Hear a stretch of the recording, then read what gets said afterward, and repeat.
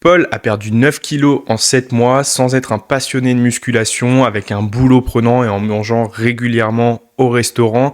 La plupart des gens pensent qu'il faut être obsédé par la muscu et dire non à chaque sortie au resto pour perdre du gras. En réalité, pas du tout, et Paul en est exactement le bon exemple. Donc aujourd'hui, je vais te montrer exactement comment on a fait phase après phase, en passant de la salle de sport à la nutrition, comment on a géré tout ça, comment on a géré les sorties extérieures, comment on a géré aussi les moments difficiles, parce que oui, il y en a eu des moments où c'était plus dur, où ça a stagné, et comment il a tenu jusqu'au bout et comment il poursuit de nouveau sa perte de poids. On va voir tout ça ensemble. Si tu ne me connais pas encore, moi c'est Damien, je suis coach sportif en ligne, donc j'aide les personnes à se transformer physiquement en perdant du gras, en prenant du muscle. Tu peux me retrouver sur Instagram, le lien sera dans la description. Et si jamais tu veux une stratégie personnalisée comme celle de Paul, je t'invite à réserver une consultation offerte avec moi. Le lien sera dans la description également. Avant de te montrer comment on a fait, laisse-moi te présenter Paul. Paul, il n'avait rien d'exceptionnel dans le sens où ce n'était pas un athlète, il n'était pas obsédé par la musculation comme je te le disais au début. C'était un homme qui travaillait donc sur Paris, qui avait des horaires de travail assez denses, qui finissaient à 19, 20, 21 heures parfois, qui avait typiquement des after-work le jeudi soir, des brunchs avec ses potes le week-end.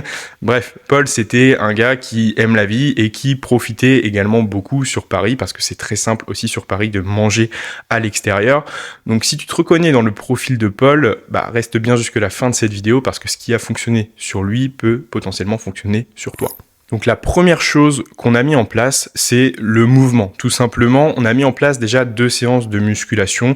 L'objectif, c'était pas forcément d'avoir un corps de bodybuilder, comme ça peut être le cas pour d'autres clients que j'ai avec moi en coaching, mais c'était vraiment de découvrir la musculation. Donc on a mis en place 2 séances full body. Pourquoi pas plus? Tout simplement parce que, comme je vous le disais, il avait un boulot très prenant, et 2 séances, c'était le bon compromis pour pouvoir y aller vraiment toutes les semaines et faire ces séances plutôt que d'en caler 4 et finalement en faire que 4 une fois sur 2, une fois sur 3.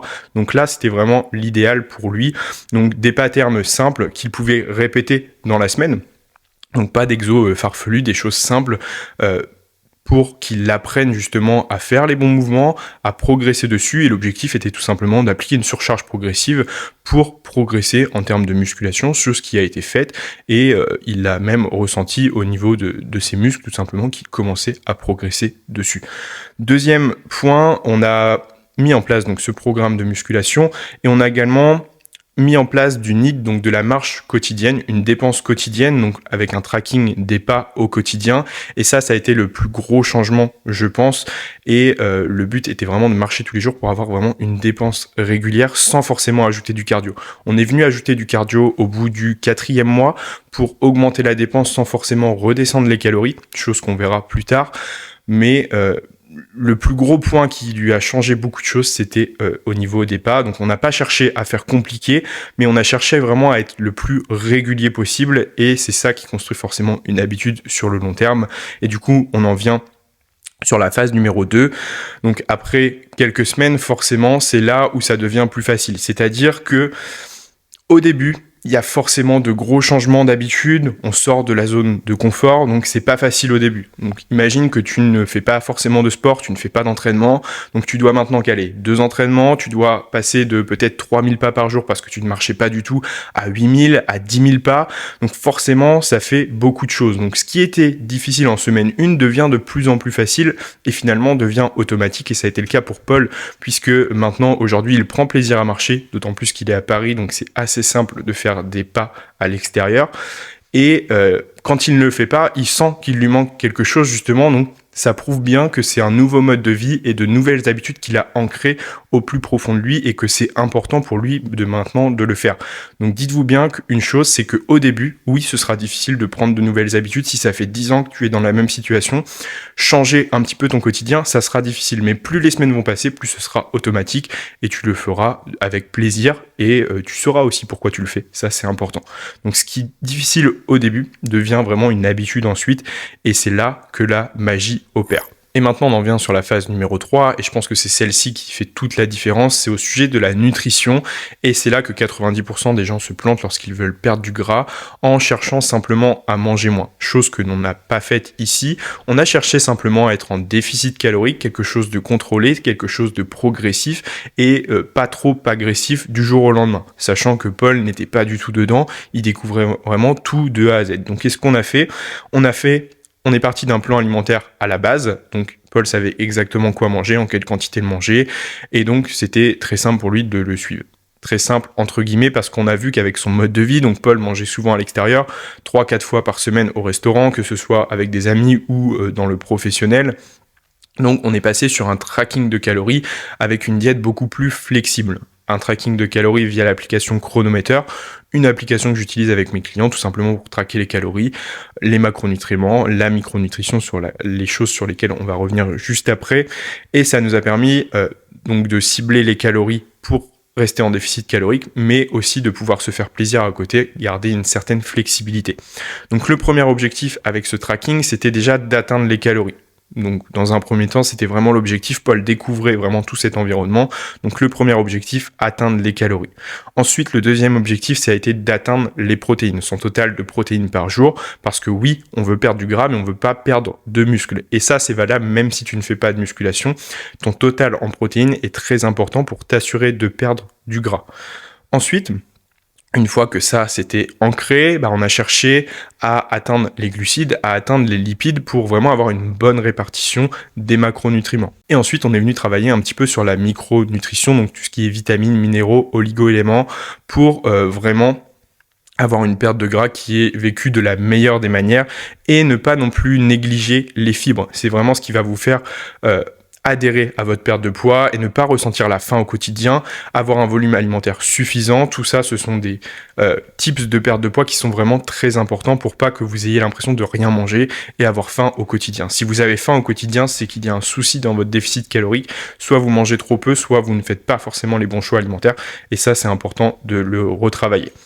Et justement, on a aussi appris avec Paul à rester flexible. Donc, comme il avait souvent des restaurants, on a appris à gérer ses sorties au restaurant, comment les traquer, est-ce qu'il fallait les traquer à chaque fois, comment les intégrer dans son plan, et c'est ce qu'il a très bien fait. Donc, on a vraiment construit cette nutrition étape par étape. Encore une fois, rien n'était parfait, mais c'est toutes les petites actions cumulées jour après jour qui ont fait que Paul a réussi à perdre ses 9 kilos et surtout à ne pas les reprendre. Donc ça, c'est vraiment le point essentiel. C'est exactement ce genre de stratégie personnalisée que je mets en place pour mes clients dans mon coaching. Donc si tu veux qu'on construise ton plan de nutrition adapté à toi, à ta vie, à ton quotidien, à tes contraintes, à tes sorties, réserve ta consultation offerte en description et on pourra discuter de tout ça ensemble. Maintenant que je t'ai présenté tout ça, je vais te présenter aussi la réalité parce que non, ça n'a pas été tout beau, tout rose pour Paul.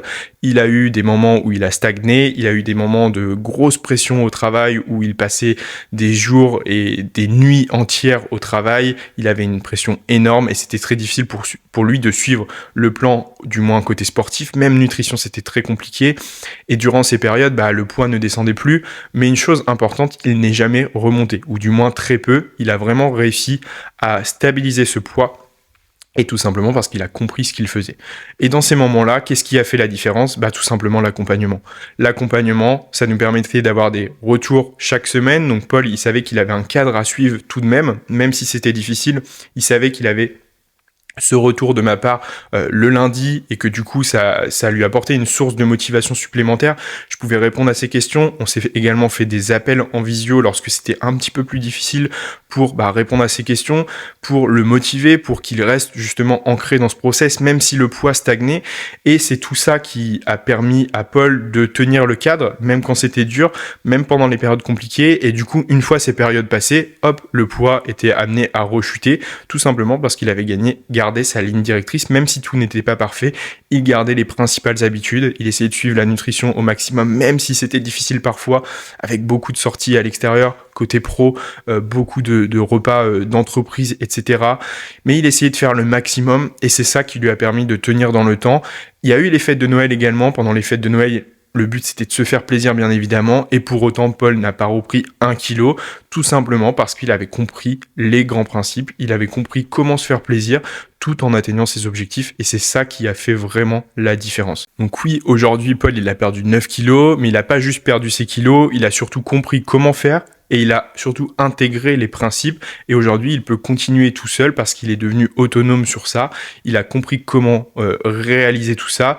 Il sait ajuster ses macros, il sait ajuster sa dépense, il sait maintenant s'entraîner en musculation. Il sait gérer les week-ends, il sait gérer les vacances. Bref, il n'a plus peur de reprendre parce que même dans tous les cas, s'il reprend 1 kilo, il sait exactement les choses à faire pour reperdre ses kilos. Et c'est ce que tu veux faire. Tu veux pas juste perdre du poids, tu veux pas perdre 10 kilos en 2 mois et puis derrière être totalement frustré et en reprendre 15 ou 20. C'est pas ce que tu veux que ça dure dans le temps et c'est important de comprendre ce que tu fais. Alors si tu veux le même résultat, eh bien crée-toi une dépense quotidienne, notamment avec la marche. Mets-toi un déficit calorique, suis ta nutrition, suis ce que tu fais et mets en place des séances de musculation si tu as un objectif de te muscler tout simplement. Et c'est comme ça que tu auras des résultats et apprends à rester flexible, à avoir des plaisirs à côté. Et c'est comme ça que tu auras des résultats durables pour le coup. Et si tu galères à mettre tout ça en place et que tu veux qu'on construise ta stratégie personnalisée, eh bien réserve ta consultation offerte. Le lien sera dans la description. On pourra discuter de tout ça ensemble calmement. Et maintenant, je te laisse avec le petit témoignage de Paul pour cette fin de vidéo et je te dis à bientôt dans une prochaine vidéo. Ça faisait quelques temps que je me sentais plus très bien dans mon corps et que je voulais perdre un peu de ventre et aussi gagner en force musculaire. Grâce au coaching, j'ai pu instaurer une espèce d'équilibre de vie, d'habitudes un peu plus saines et ce qui m'a permis aussi d'apprendre et de comprendre ce que je mangeais, ce qui m'a permis également de pouvoir me faire plaisir tout en étant dans un objectif de perte de poids. J'ai perdu 8 kilos en 6 mois de façon assez douce et stable, ce qui pour moi est un gros point bénéfique de la formule qu'il propose.